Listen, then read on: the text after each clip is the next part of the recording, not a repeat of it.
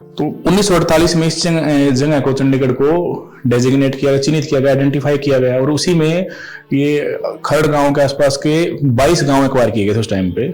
और टोटल इसमें जो प्रभावित गांव हुए थे 58 हुए थे, हालांकि पूरी तरह से 22 गांव, बाकी 36 गांव के कुछ कुछ पार्ट एक्वायर किया गया था। टोटल 21,000 लोगों को पुनर्वासित इसमें मामले में किया गया था। उन्होंने बड़ा 60 के आसपास इसमें जो बड़े वेल प्लान्ड एक योजनाबद्ध तरीके से सेक्टर बनाए गए, आप जाओगे। और खास बात इसमें एक ये है कि उन्होंने सेक्टर 13 का निर्माण नहीं किया इसमें, इसलिए कि क्योंकि ना वेस्टर्न कंट्रीज में जो पश्चिमी देश हैं 13 को अशुभ अंग माना, तो उन्होंने कभी इसका निर्माण ही नहीं किया।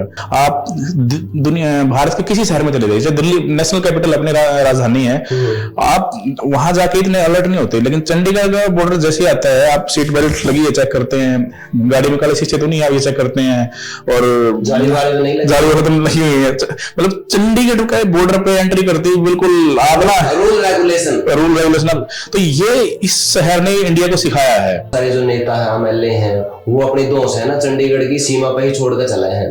क्योंकि मैंने देखा है, चाहे कोई भी है, वो कहेगा नहीं भाई मैं ऐसे हमला लेकर ना वहां पे जाऊंगा, वहां पे जाने बोले भाई यहाँ पे कर ले जो करना, अंदर घुसाएगा तो तेरा भी रिमांड हो जाएगा। मैं एमएलए हूँ भाई, एमएलए है, कुछ भी है ना, हमारे ऊपर कोई इस चीज का दबाव है कि तू के है, तो आप अपनी जो भी मतलब पावर है नहीं, वो आप हरियाणा बॉर्डर पे ही वहां पे छोड़ का। बिल्कुल, बड़े नेताओं के चलान कटे हैं चंडीगढ़ के अंदर। आप चाहे अधिकारी हो, चाहे आप नेता हो, चाहे आम आदमी हो, आप चंडीगढ़ के अंदर घुसते सीधे हो जाते हो, आपको सबकी झंडियां लिपट जाती हैं। हाँ, सब आप चंडीगढ़ में एंट्री करते हैं, इंसान सीधा हो जाता है, इसको पता चलता है कानून नामी कोई चीज है। 1857 क्रांति के बाद अंग्रेजों ने हरियाणा को लगातार कमजोर करा। जो नहर का नेटवर्क पूरा तरीके से इरिगेशन का तैयार करा, वो पंजाब में करा। यहाँ तो पूरा अनदेखा कर दिया, अपना साउथ सूखा था, सारा का सारा पूरा हरियाणा सूखा था और कुछ भी नहीं था। तो फिर हरियाणा के लड़के कर दिया उनका अंग्रेज, क्योंकि अपने जो दिल्ली के आसपास के रियासत थी, राजा थे, सब ने 1857 क्रांति में इतना गजब का काम कराया था, पूरी दिल्ली को चारों तरफ से घेर लिया था। और दिल्ली लगभग मतलब यूं मानो कि अंग्रेज आता है छुड़वा भी ली थी उन्हें। लेकिन ये तो 3 रियासत थी अपनी, जींद, पटियाला और नाभा। इन तीनों रियासतों ने अंग्रेजों का साथ दिया, इनकी आर्मी ने चढ़ाई करी, और फिर अंग्रेजों ने सारे राजाओं को और जितने नवाब थे सबको फांसी पर लटकाया। संत फतेह सिंह थे, वो शुरू से पंजाब अलग करने की मांग को लेकर शुरू से आंदोलन करते रहे। उन्होंने भी कहा कि अगर ये बिना शर्त चंडीगढ़ पंजाब को नहीं दिया गया तो मैं 1 जनवरी 1970 को आत्मदाह कर लूंगा। मैं भी भारत सरकार ने जो गजट जो नोटिफिकेशन जारी किया 1970 में, इंदिरा गांधी ने फैसला लिया कि चंडीगढ़ गोज टू पंजाब। खास हरियाणा देखने वाले सारे दर्शकों ने सोनू वाली की राम राम। आज हमारे साथ में जो साथी पॉडकास्ट में कवा या इंटरव्यू में कवा या जर्नल टॉक में कवा, इसकी आप किसी भी रूप में बात कर सका, क्योंकि हम एक विषय की लेकर बात करांगे। और जो बहुत ही सीनियर जर्नलिस्ट हैं विजेंद्र जी, और काफी सारे जो संस्थान हैं उनमें सेवा दे चुके हैं। जो लेटेस्ट मुद्दा आपने भी सुना होगा कि भाई जो चंडीगढ़ है वो है किसका, हरियाणा का है या पंजाब का है, दोनों के दोनों में जूत बाजने वाला काम हो रहा है। राजनीति भी इसमें सक्रिय है और आम जनता भी इसमें इंटरेस्ट ले रही है। तो इसका एक न्यू तो है कोनी, ये कल की लड़ाई तो है कोनी भाई, ये तो लड़ाई कल छिड़ी हो और उसके बाद में आज चर्चा में आई हो, लेकिन आज ये तुल पकड़ रही है। लेकिन इसका इतिहास पुराना है, इसके साथ में जुड़े हुए किस्से, इससे जुड़े हुए जो आंदोलन है, और इस खातर बहुत सारे लोगों ने अपनी जान भी दी होगी, किस तरह का अस्तित्व में आया, और चंडीगढ़ ना होगा ना के था। बातचीत आप करेंगे। भाई साहब स्वागत है आपका। स्वागत, थैंक यू, और आपका भी बहुत बहुत धन्यवाद सोनू भाई इस अच्छे टॉपिक पर चर्चा करने के लिए। तो जब चंडीगढ़ का जिक्र आवा तो सबसे मतलब बढ़िया शहर में नाम आवा भाई के चंडीगढ़। बिल्कुल, देखिए आपने बचपन में सुने होंगे चंडीगढ़ को दावे को लेकर बड़े ना चुटकुले और किस्से सुने होंगे। पंजाब अपना दावा करता है और हरियाणा अपना दावा करता है। गांव में खूब चुटकुले बचपन में सुनते थे, इस तरीके के जोड़ जोड़ के लोग सुनाते थे और ये बड़ा आम था। खैर, ये सबको पता है कि देश 15 अगस्त 1947 को आजाद हुआ था, और आजादी के बाद जो पंजाब का एक हिस्सा है वो उसको बोलते हैं वेस्टर्न पंजाब, पश्चिमी पंजाब चला गया था पाकिस्तान के अंदर, और वो लाहौर भी चला गया था। ये जो हिस्सा हमारे आज भारत के अंदर पंजाब है, ये है पूर्वी पाकिस्तान पंजाब। तो पूर्वी पंजाब इधर रह गया, पश्चिमी पंजाब वहां चला गया। पहले जो अनडिवाइडेड था पंजाब, उसकी राजधानी लाहौर होती थी। तो क्योंकि वो भगत सिंह का ट्रायल भी लाहौर चलता था, जब भगत सिंह का ऊपर मुकदमे चले थे, लाहौर की अदालत में हाँ वो चलते थे। तो उसके बाद जब ये अपने पास पंजाब आया, ये वाला हिस्सा, तो उस समय के जो तत्कालीन प्रधानमंत्री थे पंडित जवाहरलाल नेहरू, पहले देश के प्रधानमंत्री बने वो, उनकी ये सोच थी, उनकी इच्छा थी, और ये बातें मैं ऑन रिकॉर्ड कह रहा हूँ क्योंकि किताबों में इस बात का जिक्र है, और आप जितने भी प्रेस्टिजियस अखबार उठा के देखोगे, चाहे Indian express, times of India, time magazine और बहुत सारे ऐसे सोर्स हैं, आप देखोगे तो आपको ये रिकॉर्ड वाली बातें हैं, रिकॉर्ड वाली चीजें मिल जाएंगी। उनकी ये इच्छा थी कि जिस तरीके से लाहौर एक मॉडर्न सिटी था, उसी तरीके से इंडिया के अंदर भी इसकी राजधानी इसी तरीके से मॉडर्न होनी चाहिए। हालांकि टेम्पररी जो उसकी राजधानी है उसको शिमला बना दिया था।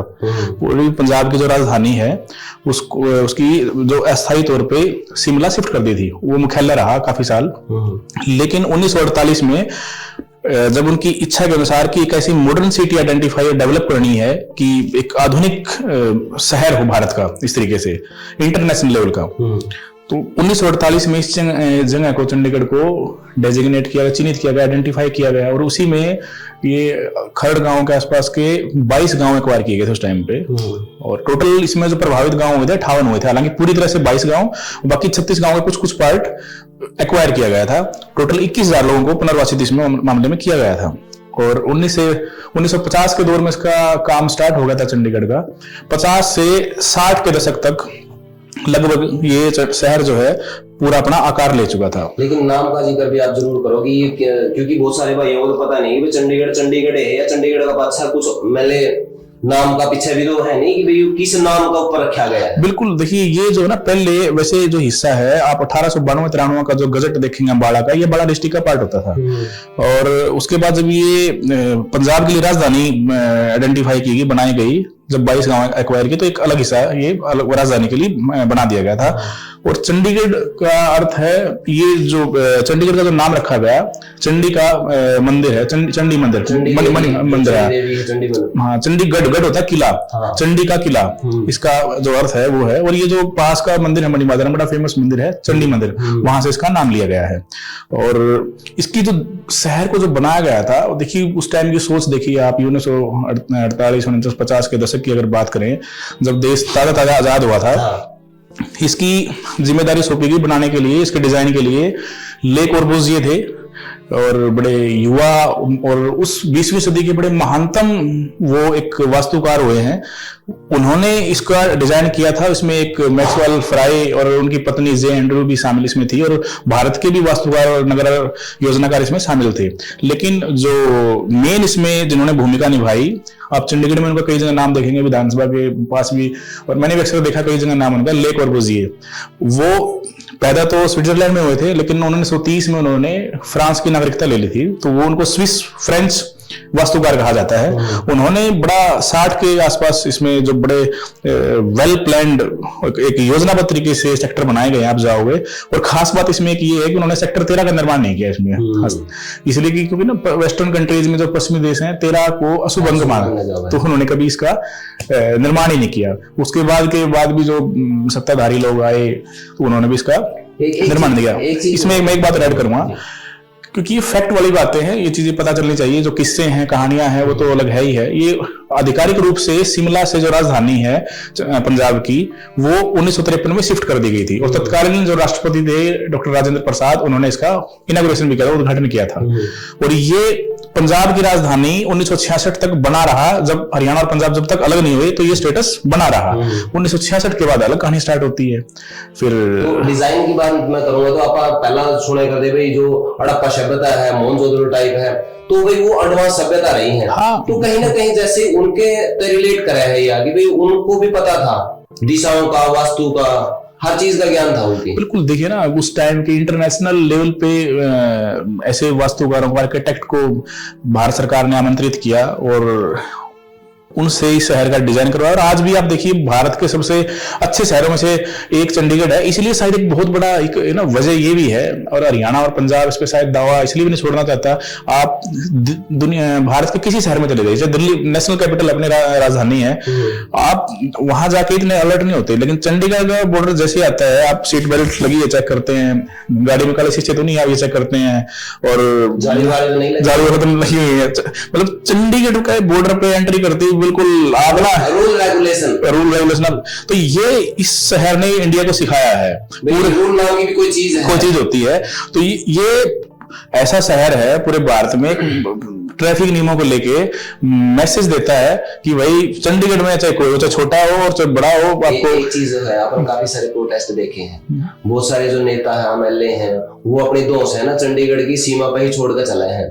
क्योंकि मैंने देखा है चाहे कोई भी है वो कहेगा नहीं भाई मैं ऐसे हमला लेकर ना वहां पे जाऊंगा वहां पे जाने, बोले भाई यहाँ पे कर ले जो करना, अंदर घुसाएगा तो तेरा भी रिमांड हो जाएगा। मैं MLA हूँ भाई, मान ले कुछ भी है ना, हमारे ऊपर कोई इस चीज का दबाव है कि तू के है, तो आप अपनी जो भी मतलब पावर है नहीं वो आप हरियाणा बॉर्डर पे ही वहां पे छोड़ का। बिल्कुल, मैं कह रहा हूँ एक दौर था कि बड़े बड़े नेताओं के चालान कटे हैं चंडीगढ़ के अंदर। आप चाहे अधिकारी हो, चाहे आप नेता हो, चाहे आम आदमी हो, आप चंडीगढ़ के अंदर घुसते सीधे हो जाते हो, आपको सबकी झंडियां लिपट जाती है। हाँ, सब आप चंडीगढ़ में एंट्री करते हैं इंसान सीधा हो जाता है, इसको पता नहीं चलता कानून नाम की कोई चीज है।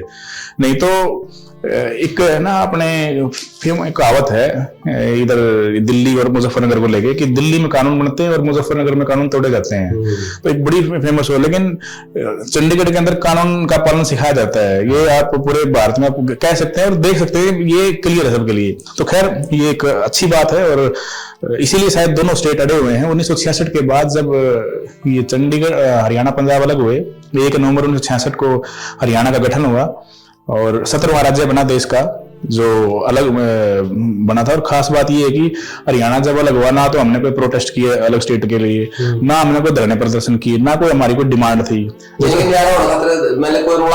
कुछ रोड़ा नहीं, जैसे घर में नहीं आ रहा 2 भाई होंगे कि एक मजबूत सा और कई बार उसका दिमाग फिर जे कि भाई मैं तो छोटा अलग करना है, वो एकदम मैं आज तक मैं न्यारा हूंगा तो मैं तो न्यारा होना तो वो एकदम अपना तो न्यारा हुआ था। और उस टाइम ना तो इतने रिसोर्सेज थे, संसाधन नहीं थे, ना नेटवर्क था, क्योंकि 1857 क्रांति के बाद अंग्रेजों ने हरियाणा को लगातार कमजोर करा। जो नहरों का नेटवर्क पूरा तरीके से इरिगेशन का तैयार करा वो पंजाब में करा, यहाँ तो पूरा अनदेखा कर दिया। अपना साउथ सूखा था सारा का सारा, पूरा हरियाणा सूखा था और कुछ भी नहीं था। तो फिर हरियाणा के लड़के कर दिए अंग्रेज, क्योंकि अपने जो दिल्ली के आसपास के रियासत थी, राजा थे, सब ने 1857 क्रांति में इतना गजब का काम कराया था, पूरी दिल्ली को चारों तरफ से घेर लिया था। और दिल्ली लगभग मतलब यूं मानो कि अंग्रेज आता है छुड़वा भी ली थी उन्हें। लेकिन ये तो 3 रियासत थी अपनी, जींद, पटियाला और नाभा। इन तीनों रियासतों ने अंग्रेजों का साथ दिया, इनकी आर्मी ने चढ़ाई करी और फिर अंग्रेजों ने सारे राजाओं को और जितने नवाब थे सबको फांसी पर लटकाया जिनने विद्रोह करा था। और इतना नहीं, मतलब 3000 से ज्यादा कत्लेआम करे हरियाणा के अंदर। गांव के गांव सारी फैसिलिटी दिल्ली साइड तो है। हाँ, गांव के गांव फूके, जला दी थी आबादी, कई गांव आबादी के साथ जलाई और संपत्तियां कुर्क कर ली गई थी। ये जो ना उदौर था, आपने भी, मैं भी गया था तो मैंने स्टोरी सुनी थी कि भाई जो रोलर फेर दिए थे उनको। हाँ, तो ये सड़क है, तो ये ना बड़ी बर्बरता करते हो। हरियाणा का जिक्र था तो इसलिए आ गया, बात अक्की है। जब हालांकि अलग हुआ ना तो रोड़ा मच गया। एक कमीशन बनाया था, उस कमीशन में जो है पंजाब बाउंड्री कमीशन के नाम से, उस कमीशन ने कहा कि भाई जो हिंदी वाले एरिया है वो तो हरियाणा को दे दिए और जो पंजाबी वाले थे सारे पंजाब को चले गए। चंडीगढ़ और खरड़ एरिया ऐसा था, यहाँ कमीशन ने पाया कि भाई ये तो हिंदी भाषी क्षेत्र है, एरिया है, तो उनने रिकमेंड कराया था ये हरियाणा को जाओगा। उस बात पर प्रोटेस्ट आया, पंजाब ने ये तो हमारा है, तो झगड़ा स्टार्ट हो गया। तत्कालीन जो प्रधानमंत्री थी श्रीमती इंदिरा गांधी, उन्होंने इसमें हस्तक्षेप करा और एक समझौता करवाया कि भाई ये साझा राजधानी दोनों की। और इतना ही नहीं, इसको केंद्र शासित प्रदेश में बना दिया। भाई दोनों का उल्टा हटाओ इसमें, दोनों का उल्टा, हमारा भी उल्टा है ऊपर। हाँ। इसके ऊपर भाई सेंटर की वो रहेगी। हाँ। तो यूटी मतलब यूनियन टेरिटरी, उसको केंद्र शासित प्रदेश बनाया और उनका मन में यही थी कि इसको सुलझाया जाए। उन्होंने वादा भी करा था कि 1967 के जो आम चुनाव हुए थे उसके बाद में इसका समाधान करूंगी। लेकिन उसी टाइम पे 1969 की बात है ये, वहीं के एक एक्टिविस्ट थे, उन्होंने प्रोटेस्ट स्टार्ट कर दिया, भूख हड़ताल स्टार्ट कर दी। फिरोमन जी थे और दर्शन सिंह फिरोमन जी, उन्होंने इस तरह का प्रोटेस्ट स्टार्ट करा और 74वें दिन भूख हड़ताल के दौरान उनकी मौत हो गई, प्राण त्याग दिए उन्होंने। तो एकदम से बड़ा प्रोटेस्ट हो गया। तो फिर संत फतेह सिंह थे, वो शुरू से पंजाब अलग करने की मांग को लेकर शुरू से आंदोलन करते रहे। उन्होंने भी कहा कि अगर ये बिना शर्त चंडीगढ़ पंजाब को नहीं दिया गया तो मैं 1 जनवरी 1970 को आत्मदाह कर लूंगा मैं भी। तो ये बड़ा इंदिरा गांधी प्रेशर में आ गई, क्योंकि एक मौत हो चुकी थी, दूसरा उन्होंने वो कर दिया, अल्टीमेटम दे दिया था। और इस दौरान फिर उन्होंने जो है ना ये फैसला करा, और वो नोटिफिकेशन भी है और अपने पास मौजूद भी है नोटिफिकेशन। वो भारत सरकार ने जो गजट जो नोटिफिकेशन जारी किया 1970 में, इंदिरा गांधी ने फैसला लिया कि चंडीगढ़ गोज टू पंजाब। ये ऑन रिकॉर्ड नोटिफिकेशन है, ये डॉक्यूमेंट अपने पास है इस चीज का, बिना किसी उसके दावा उसका है, मतलब बुरी लगेगी ये बात। हाँ, ये लेकिन ये सच, जो सच है वो सच है, ऑन रिकॉर्ड बात है, ऑन रिकॉर्ड है, नोटिफिकेशन है अपने पास भारत सरकार का। और वो क्या नाम है, उसमें साफ साफ मेंशन है, उसमें उन्होंने ये कर दिया। और उसमें उन्होंने ये कहा था कि हरियाणा को 20 करोड़ रुपए दिए जाएंगे, 10 करोड़ रुपए तो डोनेशन अनुदान दे देने को, और 10 करोड़ का लोन कि आप अपनी अलग राजधानी बढ़ाओ। और अबोर फाजिलका के 114 गांव जो है वो हरियाणा में मिलाने की बात कही थी, चंडीगढ़ उसको पंजाब को देने की बात कही थी। तो इसको लेकर भी प्रोटेस्ट दोनों तरफ से स्टार्ट हो गया। हरियाणा में रेवाड़ी में आसपास 8 लोग मारे गए थे प्रोटेस्ट में, बिल्कुल लागत नहीं हुई, पथराव हुए, ऑन रिकॉर्ड है। उस दौर के आईएएस रहे राम वर्मा, उन्होंने किताब लिखी हरियाणा के ऊपर, 3 लाल्स ऑफ हरियाणा, उस किताब में उन्होंने मेंशन है। और वो उस टाइम आईएएस थे हरियाणा का डर के, उन्होंने लिखा अपने किताब से और अपने कलम से लिखा अपनी किताब के अंदर कि जब इस तरह का फैसला आया तो हरियाणा में विरोध प्रदर्शन धरने स्टार्ट हो गए, इसमें 8 लोग प्रोटेस्ट में मारे गए। तो वो फिर मामला जो है एक तरह से उलझ गया, तो फिर हस्तक्षेप किया गया इंदिरा गांधी ने, तो फिर मामला लंबा खिंच गया। 70 के में तो ये अपना युद्ध स्टार्ट हो गया था भारत पाकिस्तान का। युद्ध जैसे स्टार्ट हुआ तो अपना मामला अपना उसका जो तापमान था वो डाउन चला गया, दूसरा ध्यान चला गया, EU मैटर नेशनल इश्यू होगा ना, तो देश की एकता की बात आ गई, सिक्योरिटी की बात आ गई, तो मामला डाउन चला गया। ये जो विवाद है ना, देखो कब से स्टार्ट हुआ, चलता चलता आप आ जाओ फिर 1980 का दशक। 1980 के दशक में पंजाब में भी आतंकवाद स्टार्ट हो गया था, और उग्रवाद का स्टार्ट उसकी दौर में अलग ही दौर में प्रवेश कर गया था पंजाब उस टाइम पे। तो शुरू हो जाए, हाँ, कई चीजें होती हैं। और फिर इसी उसमें 31 अक्टूबर 1984 को इंदिरा गांधी की हत्या हो जाती है। तो हो गया था ब्लू स्टार ऑपरेशन के उसमें जब किया था उन्होंने, मिड्रा वाला अंदर था और फिर सबकी एनकाउंटर हुआ, बिल्कुल। उसके बाद मामला फिर दब गया ये, क्योंकि इतना बड़ा देश की प्रधानमंत्री की किलिंग होना, एसेसिनेट उसको किया गया, उसकी हत्या की, तो उसके बाद मामला फिर दब गया। फिर ये आया 1985 में, उस टाइम अकाली दल के प्रेसिडेंट होते थे हरचंद सिंह लोंगोवाल और राजीव गांधी के बीच एक समझौता है जिसको लोंगोवाल समझौते के नाम से पूरा देश आज भी जानता है, फेमस है लोंगोवाल समझौता। उसमें भी यही हुआ था कि भाई चंडीगढ़ जो है पंजाब को दिया जाएगा उसमें, लेकिन वही बात फिर हुई कि जो अबोर फाजिलका जो एरिया है ये इधर अपना हरियाणा में दिए जाएंगे, 114 गांव की जो बात हुई थी, उसको लेकर पंजाब के जो उस टाइम के जो चरमपंथी थे या फिर जो प्रोटेस्ट कर रहे थे, उन्होंने फैसले के 24 दिन बाद उनकी हत्या कर दी लोंगोवाल की। भाई इतना गलत फैसला कराया वो, जब वो भाषण दे रहे थे, शेरपुर गांव है पटियाला से 90 किलोमीटर दूर, उस गांव में जब वो भाषण दे रहे थे तो गोलियां मार के उनकी हत्या कर दी थी। तो मामला फिर ठंडा पड़ गया वो 1985 के बाद। तो 1985 के बाद आज तक किसी सरकार ने, किसी सत्ताधारी उसने ये कोशिश नहीं करी कि भाई इस मामले को सुलझाया जाए, क्योंकि देखो देश के सीमाओं पर तो बॉर्डर समझ में आता है, लेकिन देश के अंदर भी बॉर्डर क्रिएट हो गया। तो ये विजेंद्र भाई, इसमें जो बंसीलाल वाला किस्सा है वो भी काफी ज्यादा फेमस रहा है, दिलचस्प किस्सा है। सुनो भाई, वो जब 1970 में तत्कालीन प्रधानमंत्री इंदिरा गांधी ने नोटिफिकेशन जारी किया कि चंडीगढ़ गोज टू पंजाब, पंजाब को ये जो चंडीगढ़ है पंजाब को जाएगा, उस टाइम उनको एक विजनरी और एक दूरदर्शी सोच के नेता ही कहेंगे, बंसीलाल ने सोच लिया था कि ये कभी न कभी या इस फैसले के बाद चंडीगढ़ पंजाब को चला जाएगा।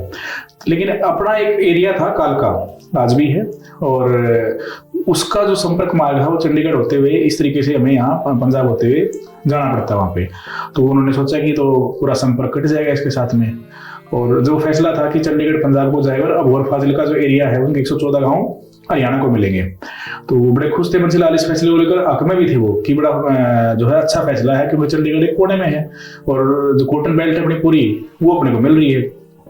उसको लेकर भी हालांकि भौगोलिक एक इशू था, संपर्क मार्ग नहीं था अबोहर फाजिलका को लेकर हरियाणा से डायरेक्ट, तो उसका भी रास्ता निकाल दिया था कि भाई जो इतनी लंबी सड़क बनाई जाएगी और इतनी चौड़ाई की सड़क, एक प्रॉपर तरीके से उसका भी प्लान कर लिया था। लेकिन कालका का जो समस्या थी उसको लेकर बंसीलाल ने जो है एक प्लान तैयार किया। उस समय उनके चीफ इंजीनियर थे और बड़े विश्वसनीय उनके अधिकारी थे आईसी गुप्ता। उनको आदेश दिया कि जो सड़क है यहाँ से सड़क निकलनी चाहिए जो नारायणगढ़ होते हुए और कुरुक्षेत्र तक वो कनेक्ट करे, ताकि कुरुक्षेत्र के बाद चंडीगढ़ दिल्ली का हाईवे डायरेक्ट कनेक्ट हो जाए और इधर से कालका उधर ये घग्गर नदी है पंचकुला के पास, वहां पे एक पुल बनाया जाए। उस बड़ा एक बहुत टास्क था, क्योंकि इतना उफनती नदी के ऊपर से और एकदम से इस तरह से पुल बनाना अपने आप में एक चैलेंजिंग काम था, पहाड़ जैसा काम था, पहाड़ तोड़ने जैसा काम को बोलते हैं। लेकिन एक साल में वो सारा काम कंप्लीट किया और उस पुल का उद्घाटन करने स्वयं तत्कालीन प्रधानमंत्री इंदिरा गांधी आई हुई थी, बावजूद इसके कि पाकिस्तान के साथ हमारा युद्ध चला हुआ था। युद्ध के दौरान बीच में उस पुल का उद्घाटन करके गई थी वो, और आज भी उस सड़क को बंसीलाल सड़क के नाम से जाना जाता है।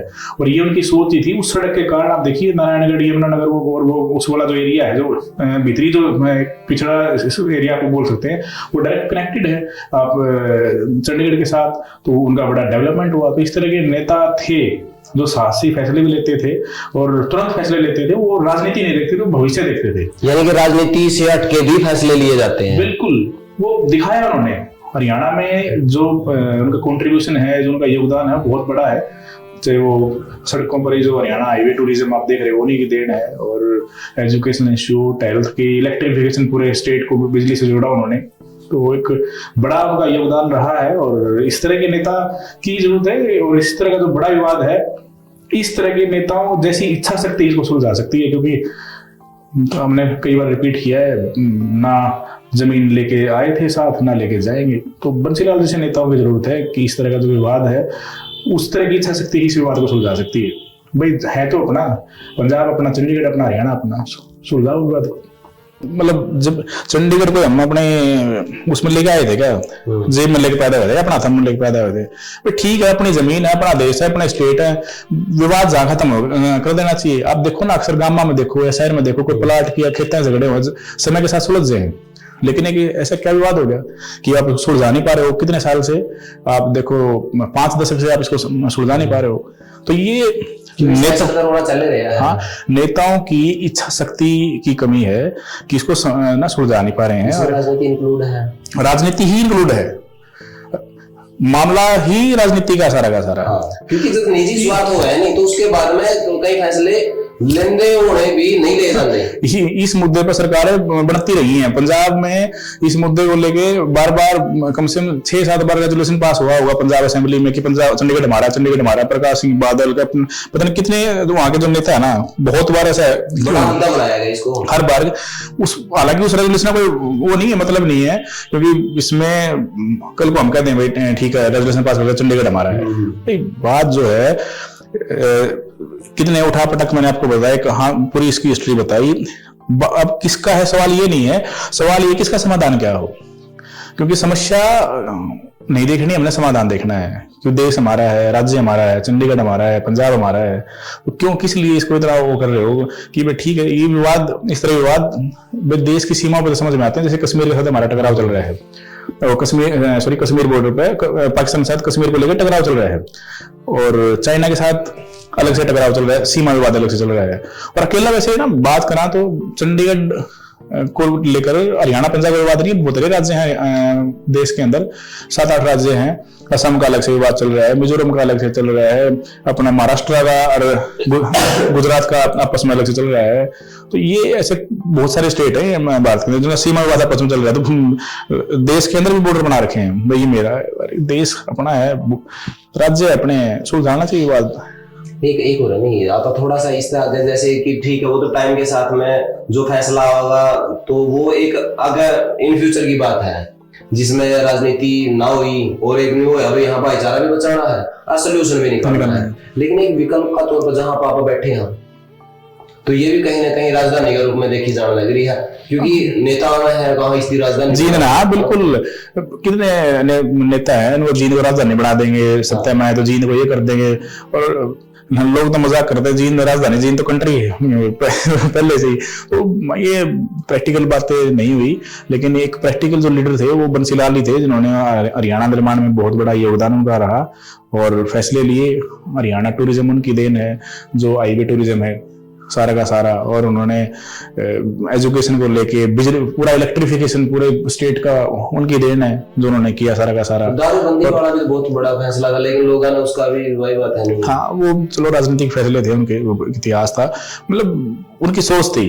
वो विवाद जब इस तरह का फैसला इंदिरा गांधी ने दिया तो ऐसा नहीं कि उन्होंने कोई इस चीज का विरोध किया, या उन्होंने माना कि ठीक अच्छा फैसला है, फायदा वाला, कॉटन बेल्ट पूरी मिलने लग रही है, चंडीगढ़ कोने में पड़ा है, अपने राजधानी अपने दूसरी अलग से बनावांगे और अपना 20 करोड़ मिलने लग रहे हैं। मतलब उस टाइम तो बड़ी वैल्यू थी 20 करोड़ की। वो जमीन को छाती पर करने लेकर जाना, छाती में लेके आए थे तो जो लेके जाऊं इसने किस लिए, तो इसलिए जो ना हमेशा समाधान की तरफ बढ़ना चाहिए दोनों स्टेटों को, राजनीति से ऊपर उठ के, और एक ऐसी इच्छा शक्ति दिखानी चाहिए कि नहीं भाई हम, हमारे लिए सबसे पहले देश है और सबसे पहले जो है भाईचारा है, जमीन ना लेके आए थे ना लेके जाएंगे। तो भाई इस विषय पे भाई के साथ में चर्चा हुई, बहुत सारे भाई अपना भी मत रखना चाहेंगे इसका में, तो अपना कमेंट बॉक्स में एक सभ्य लैंग्वेज में अपना पक्ष रख सकते हैं। और आपके पास में अगर कुछ तथ्य है तो आप उन फैक्ट के साथ में भी हमारा संपर्क कर सको कि भाई हम इन फैक्ट का ऊपर बात करना चाहो, हाँ, और हमें भी प्लेटफॉर्म चाहिए। अगर जेन्युइन आपकी बात है तो हम आपकी बात में भी रखांगे और आप अपनी बात ने जनता के सामने भी रख सको। फिलहाल इस टॉपिक का ऊपर आप तक बात रखांगे। मिला किसी नेक्स्ट वीडियो में, तब तक के लिए जय हिंद, वंदे मातरम, जय जवान जय किसान।